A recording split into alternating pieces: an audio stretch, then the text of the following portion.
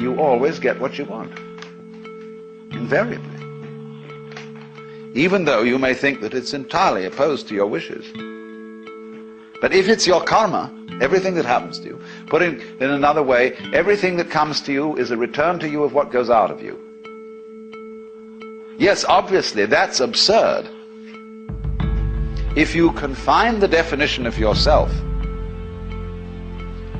to your voluntary, conscious behavior. That's a ridiculous definition of oneself. Oneself, by any stretch of the imagination, must involve far more than the conscious and voluntary aspects of our behavior. And if we see that it involves intimately and inescapably the behavior of what we call the other, the not-self, the environment, and see that these two are moving together like the two sides of the snake when it swims, then you get a very curious feeling. You have to be careful of it if you've got a Western background. Because this is what happens to a lot of people who play around with psychedelic chemicals. There are many, many cases of inflation among these people. That is to say, when you get this sensation that the two sides of the world, the inside and the outside, are moving together, you may think, I am ruling it. I am God in the Western sense of the word.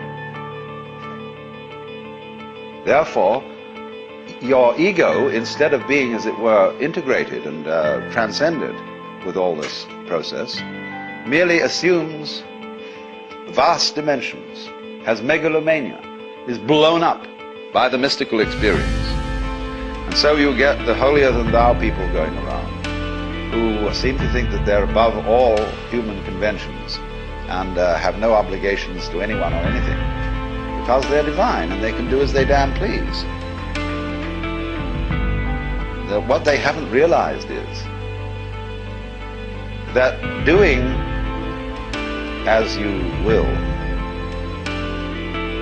isn't a new kind of behavior that you suddenly put on and say, from now on I'm going to go around doing as I will. You have to realize first that that's what you've always been doing.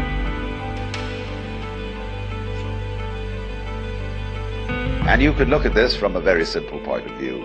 It's not a complete point of view. But you can say, well, now what about the people who did good and who did the things that they didn't want to do? You know, everybody's mother said to us, darling, sometimes we have to do things we don't like. Well, what about that? Well, you can always say, the kid obeyed the mother and did the thing that it didn't like because that was the better part of wisdom. In other words, if it hadn't done that, something worse would have happened. And we choose the lesser of two evils. And when you find yourself in a situation where you have to choose the lesser of two evils, then you say, I want out of here. And you take the easiest way. You take the line of least resistance. So that's your doing. Now, you can pursue that more profoundly when you stop thinking about human behavior as something that responds to the compulsion of an environment. And you can get out of that when you see the behavior of the environment as an essential aspect of you. So it isn't, as it were, the environment starting something, which you are therefore compelled to follow. It's the whole system moving together. So then, you get in the state of liberated or mystical consciousness, you very often feel that a hill is lifting you up as you walk up it. The ground seems to heave beneath your feet, and up you go. And you get this strange feeling of lightness, of effortlessness. Walking on air, never a care, you know. This wonderful sense that there are no obstructions anywhere.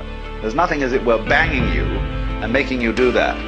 It all flows together. And that's a very common sense. You are actually, in that state of consciousness, you are perceiving the goings-on, the Tao, the course of nature, in the way it's happening. But in the ordinary way, you've been conditioned to resist it, to fight it, and to use those sensations of resistance to create a sensory basis for what you describe as the ego. The ego in practice is a sense of strain. When you are aware of I, you are aware of a basic discomfort, which is located basically between the eyes, somewhere in here, sort of tightness. Also, it's in other centers too. It's in the solar plexus, and there are various physical centers, in other words, where this constant tension or resistance against it is going on. And that's what you feel when you talk about I. When that tension ceases, you discover immediately that the separate ego has disappeared, and that what I refers to is simply the total panorama of experience, everything that's happening. That's I.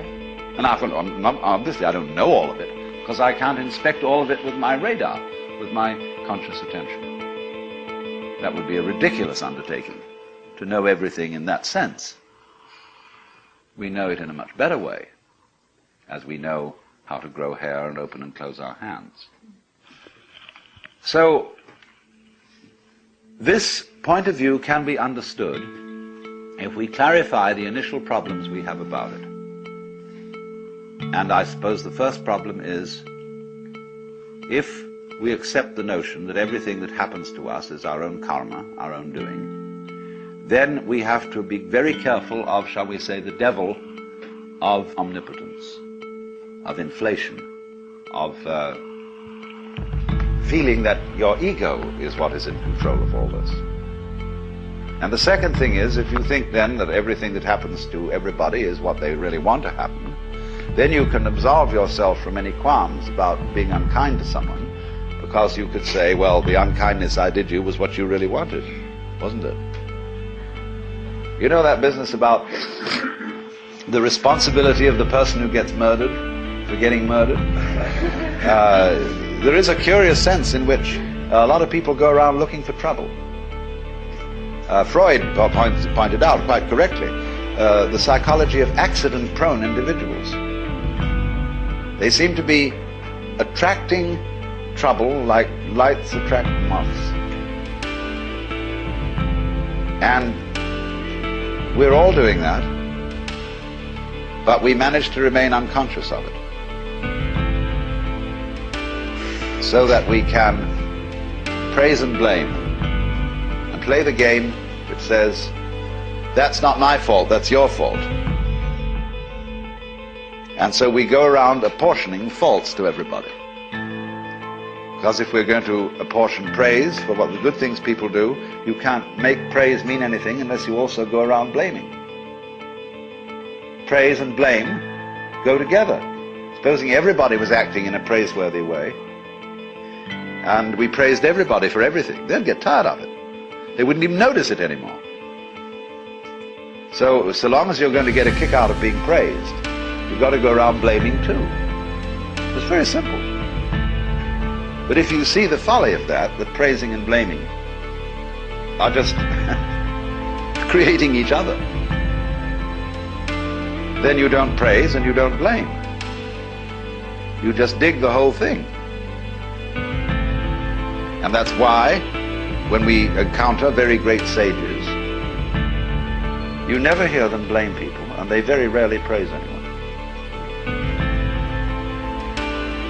You try to start gossip in the presence of such a person, and you make a derogatory comment about someone. It's as if you had thrown a rock into a well and heard no splash. And a funny feeling, because that you get no response. You get no agreement. And if you praise somebody, there's also likely nothing to be said, except perhaps some remark that, of course, you're praising the beloved in all its manifestations. And this disconcerts some people terribly. I've always noticed that real sages never gossip, never criticize persons. And because they understand so well The French saying,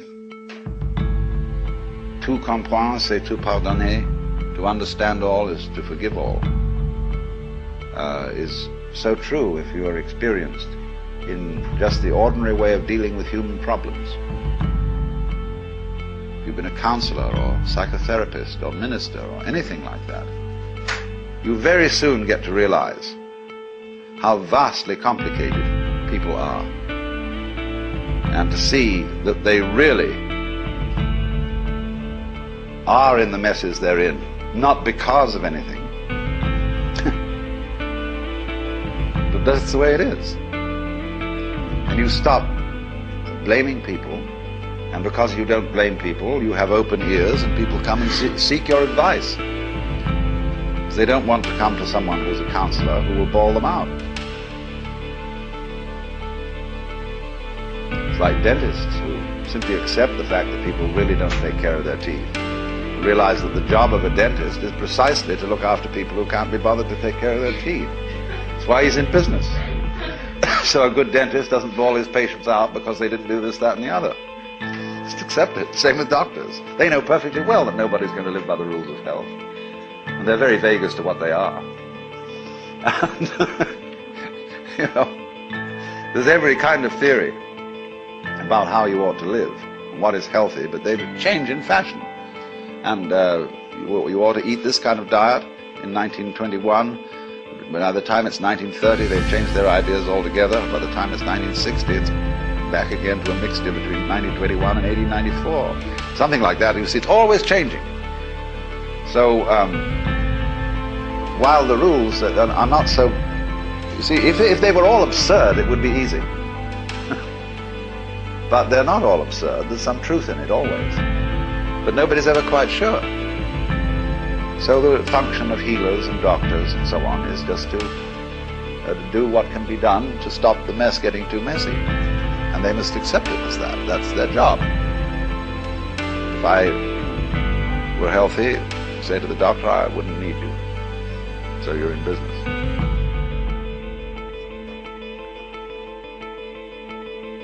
Now, what about it then? We have difficulty in seeing this mutuality of our relationship to the rest of the world because it's contrary to common sense, contrary to the way we've been brought up. And therefore we have what I would call an initial intellectual block to understanding it, quite apart from any emotional blocks or anything of that kind. But obviously, we must overcome that intellectual block if we're going to go any further and actually realize and feel this way of life's working, in this relationship between what you do and what happens to you.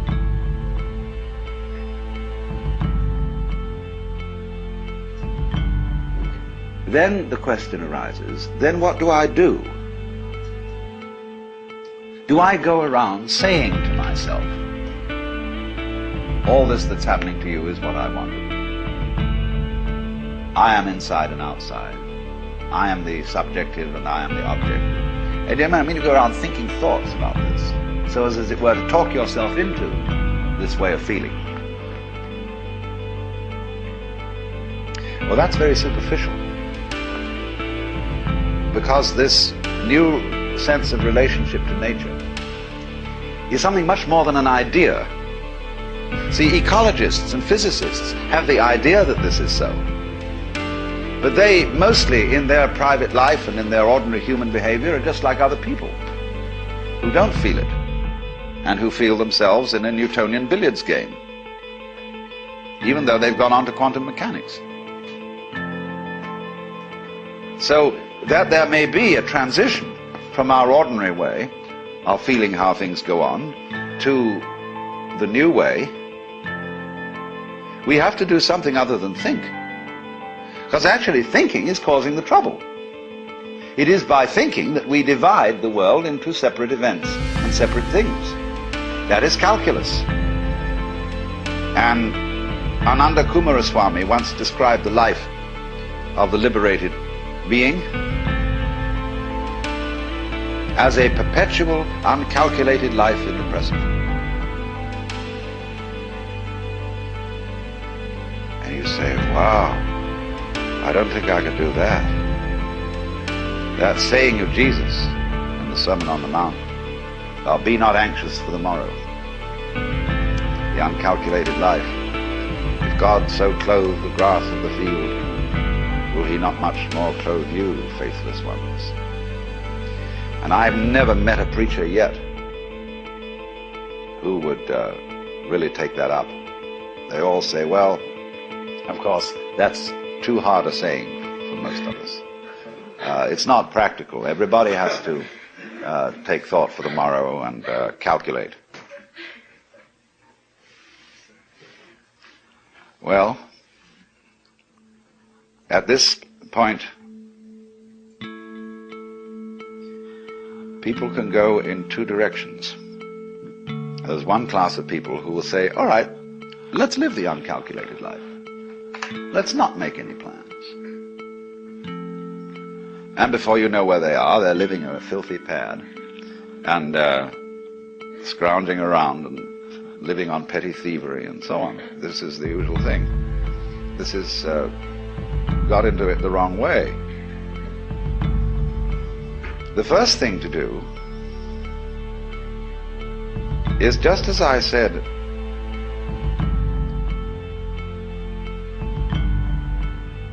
whether you like it or not, and whether you know it or not, the relationship between you and the environment is always one that is harmonious. So in the same way, you are always living the uncalculated life. You have to find out, first of all, that you're always doing it, and that what you call your calculations, the things you did, were funny little rationalizations. In other words,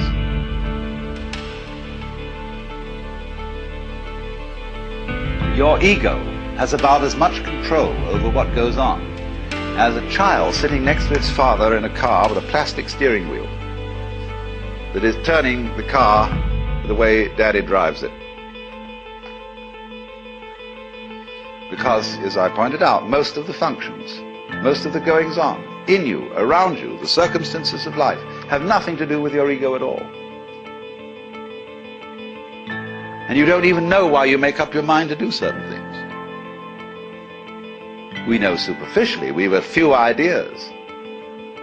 It's like when you enter into a marriage, you have really no control over its outcome, in the ordinary sense of ego control.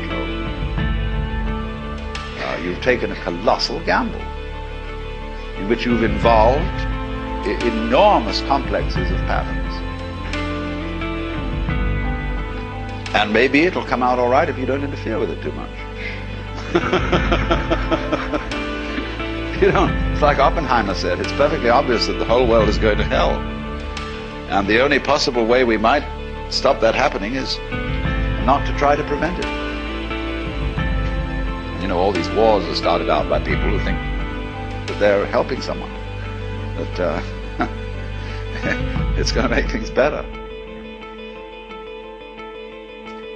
So when you begin from the basis, not of saying, I should now live the spontaneous and improvident and non-calculating style of life,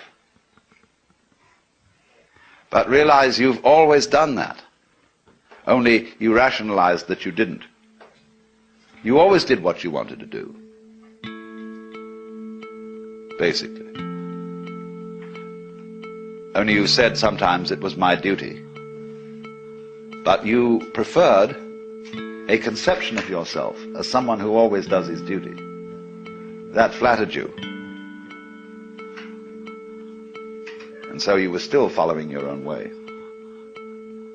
Now the first thing then is to see that. That's what's happening.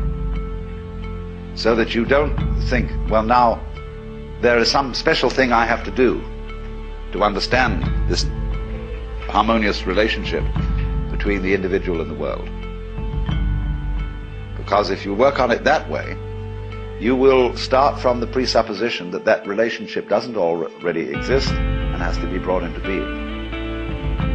The thing is, it doesn't have to be brought into being. It's there. But now when you see that that's so, it obviously starts to make a difference. You do behave in a different way. But the behavior, the new kind of behavior that is a result of a transformation, is not forced behavior.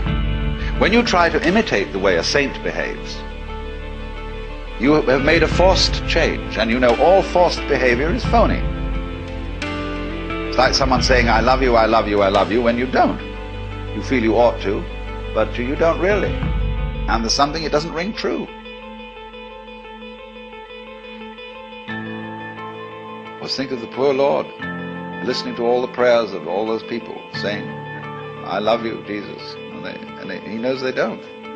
They're just saying this because they think they ought to. And be very trying. So whenever you do a thing like that, you see, you make a forced change.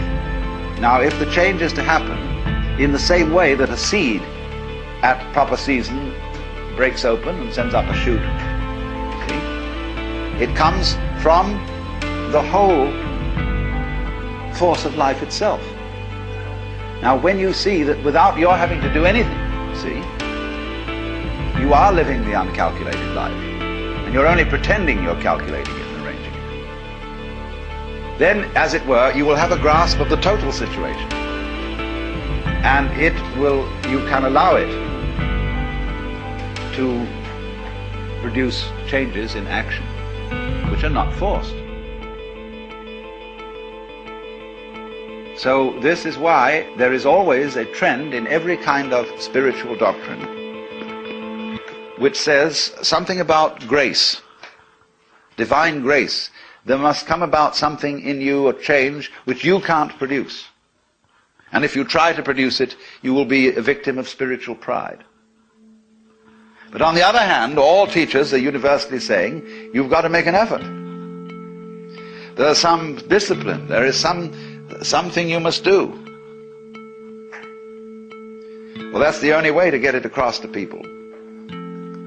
That you, as a separate effort maker, are a myth, are a phantasm. Because if you really try to control your mind and only think the thoughts that you think are good thoughts to think, you will find that you're going round in a circle. Krishnamurti is awfully good at pointing this out. When people ask him, how do you meditate? He says, why do you want to meditate? Why are you concentrating? Why are you saying prayers? Why do you think you should believe in God?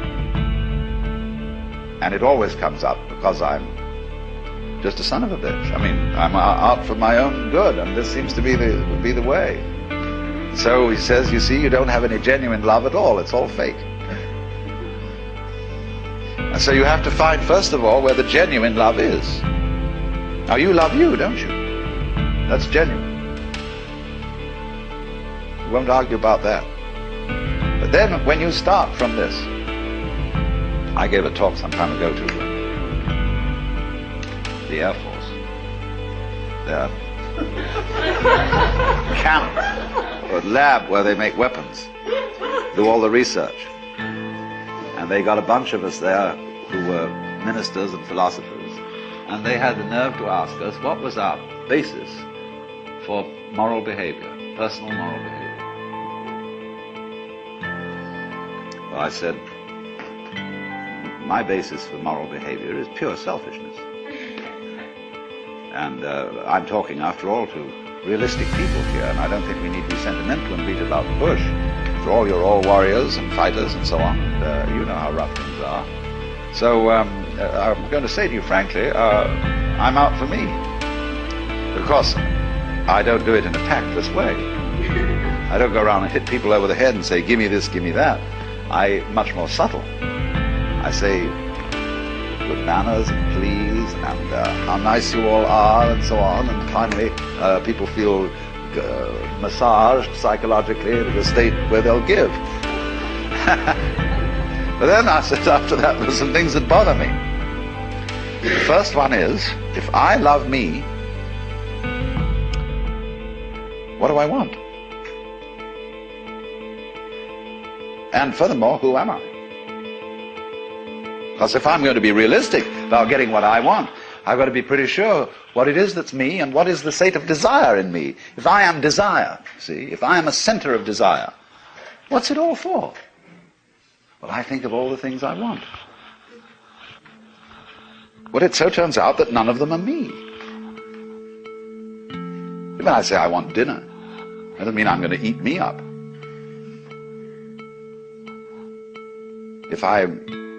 Any pleasure I can think of is the enjoyment of something that I hadn't thought of defining as myself.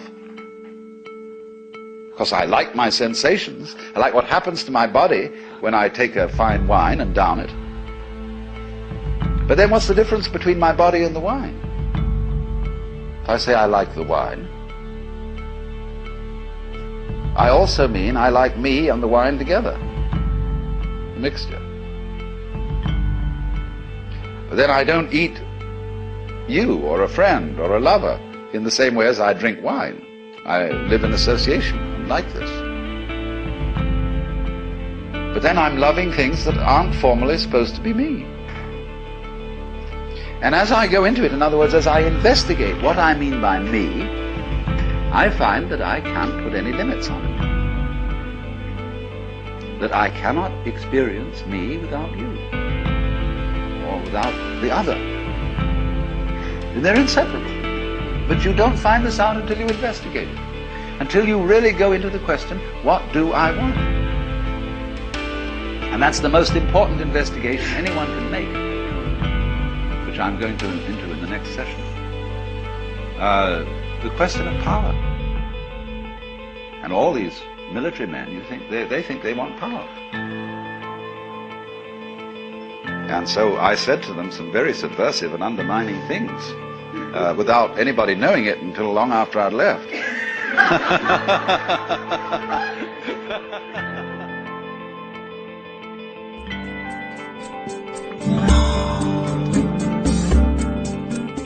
This concludes session 1 of Do You Do?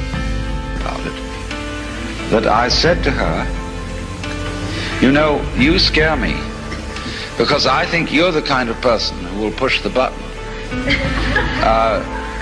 in order to get rid of the other people who were going to push it first. And she told me that I had no love for my future generations, no responsibility for my children, and I was a phony Swami who believed in retreating from facts. But I maintained my position. Robert Oppenheimer, a little while before he died, said that it's perfectly obvious that the whole world is going to hell. The only possible chance that it might not is that we do not attempt to prevent it from doing so. Because you see, all the troubles going on in the world now are being supervised by people with very good intentions. Their attempts to keep things in order, to clean things up, to forbid this and prevent that possible horrendous damage. And the more we try, you see, to put everything to rights, the more we make fantastic messes. And it gets worse. And maybe that's the way it's got to be. Maybe I shouldn't say anything at all about the folly of trying to put things to right. But simply on the principle of Blake, let the fool persist in his folly so that he will become wise. Will this be an argument against conservationists? This is an argument against all kinds of do-gooding. In other words, what I'm saying is, don't take me too seriously.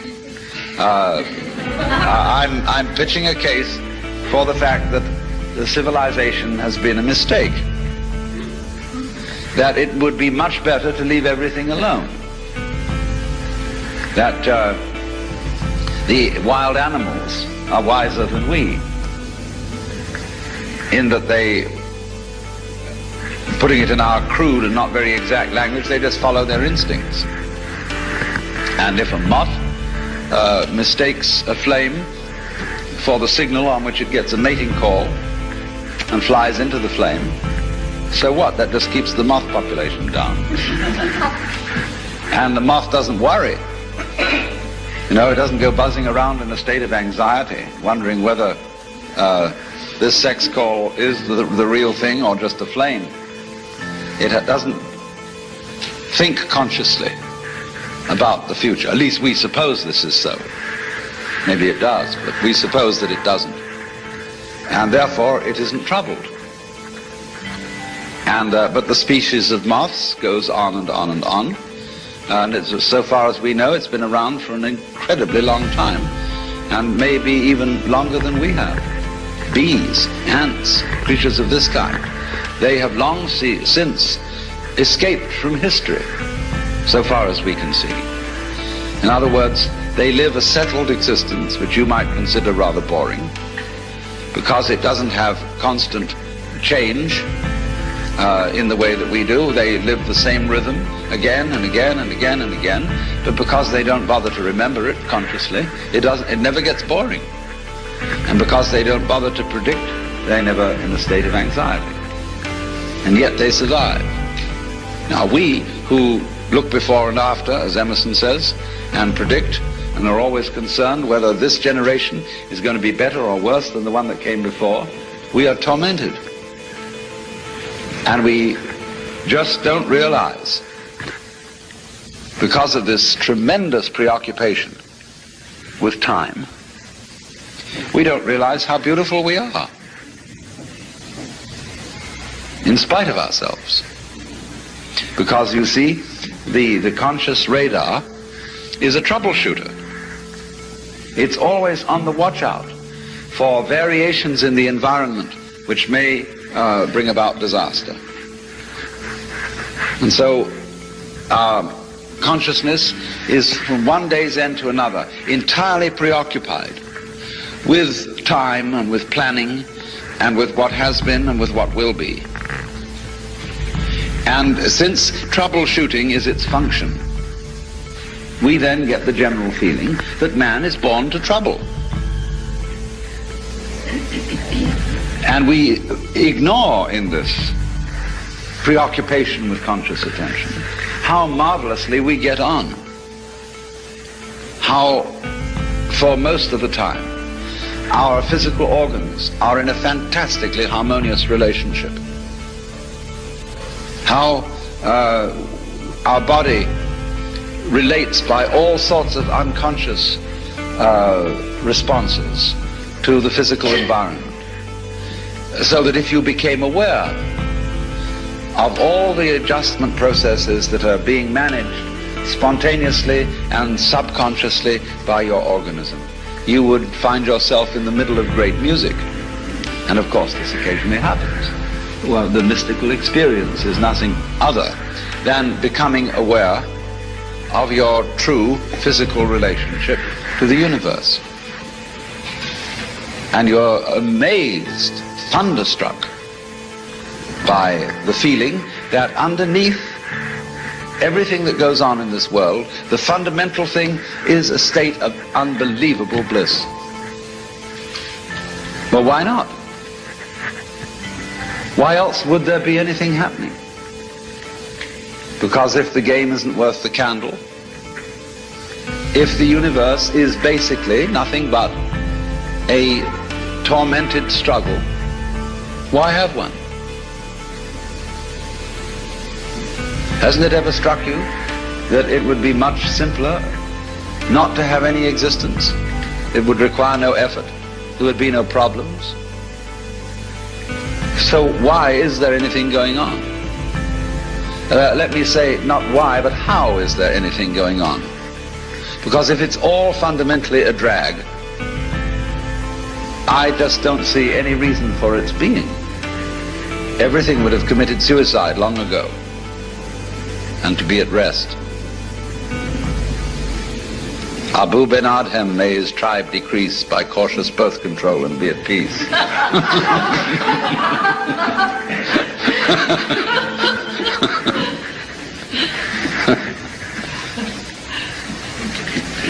So we might work on this possibility then, that civilization is a mistake and that we've taken completely the wrong track and should have left things to nature, as it were. And of course this is the same problem that is brought up in the book of Genesis. Actually, the fall of man in Genesis is his venture into technology.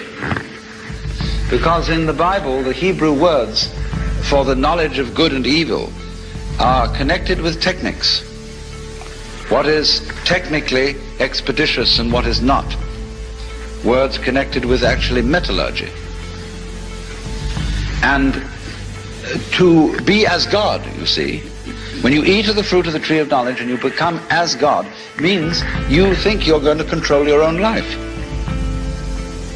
And God says, okay, baby, you wanted to be God, you try it. But the trouble with you is you've got a one-track mind. And therefore you can't be God. To be God, you have to have a infinitely many-tracked mind, which is, of course, what your brain has, you see. The brain is infinitely many-tracked, but consciousness is not, it's one-tracked. As we say, you can only think of one thing at a time. And you cannot take charge of the universe with that kind of a consciousness, because there's too much of it. As I explained before, too many variables. And our science can take care of a few variables, or of an enormous number of variables, as in quantum mechanics, by statistical methods. As we can use statistical methods to predict that most people will live to be 65 years old, at least, but we cannot say of any given individual whether he will live to 65 or not. That's what we wanted to know. But the problem is that the variables on each individual are too complicated. And we have not yet, you see, developed a science which can deal with, say, 50, 100, or 500 variable systems. It's too complicated to think about, but computers are going to help us. But as yet, we're either on the low number or the extremely high number. And these are outside the range of the problems with which we're really concerned. That's why, for example, a lot of people have taken to using the I Ching, the Book of Changes. Because if you're tossing a coin to make your decisions, and everybody does fundamentally make their decision by tossing coins, it's better to have a 64-sided coin than a two-sided coin. The I Ching gives you 64 possibilities of approach to any given decision instead of just two. Yes or no. It's based on yes or no, because it's based on the yang and the yin. But in the same way that computers, digital computers, use a number system which consists only of the figures 0 and 1, out of which you can construct any number. And this was invented by Leibniz, who got it from the Book of Changes. It's amazing how this book is somehow always with us. But this then is a way of helping your own multivariable brain arrive at decisions, cooperating with your own mind. Because then again, after you've tossed your 64-sided coin, the oracle that you read that explains each particular hexagram in the Book of Changes is a sort of Rorschach blot. It is very laconic remarks into which everybody reads just exactly what they want to read.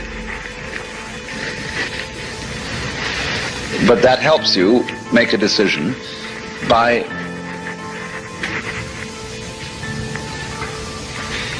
the fact that you don't really have to accept responsibility for it. See, then you can say, it told me. I consulted the oracle. Same way when you go to a guru. You say, my guru is very wise and he has instructed me to do this, that, and the other. But it was you who decided on this guru. How did you know he was a good one? You see, you gave him his authority because you picked him out. It always comes back to you. But we like to pretend it doesn't. But the thing is that oneself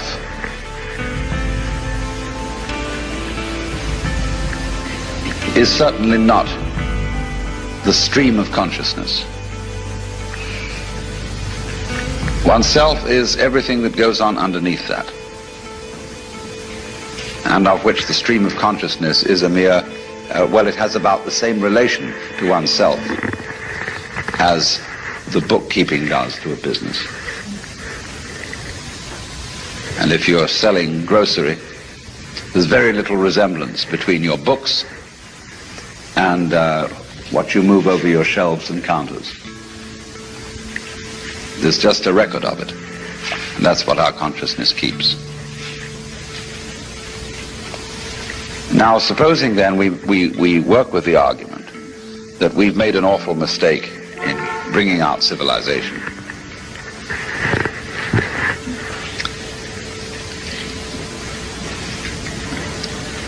And we're not going to survive. Now, there are various things that can be said about this. Just as I made the joke that all stars used to be planets, one could say, well, is it such a good thing to survive? You know T.S. Eliot's Wasteland, where it says, this is the way the world ends, not with a bang but a whimper. But some people would rather end with a bang than a whimper. Some people are stingy, and they like to burn up their fire very gradually, conserving the fuel, and just keep enough heat going so that they get a long time. Other people prefer a kind of a potlatch situation, where they have a huge whiz-bang fire that goes out in a hurry. Now, who is right? Do you want to be a tortoise? You know, a tortoise that lives for hundreds of years, but drags itself around all the time, very slow, solemn. Or would you rather be some little hummingbird? Yeah, hummingbird, that's the thing. See, that dances and lives at a terrific pace. See? Well, you can't say one is right and the other's wrong. And so there may be nothing wrong with the idea of a world, a civilization, a culture that lives at a terrific increasing pace of change and then explodes. That may be perfectly okay. My point is that if we could reconcile ourselves to the notion that that is perfectly okay, then we would be less inclined to push that button. It's the anxiety. If you cannot stand anxiety, and if you cannot simply be content for issues to be undecided, you are liable to push the button because you say, let's get it over with.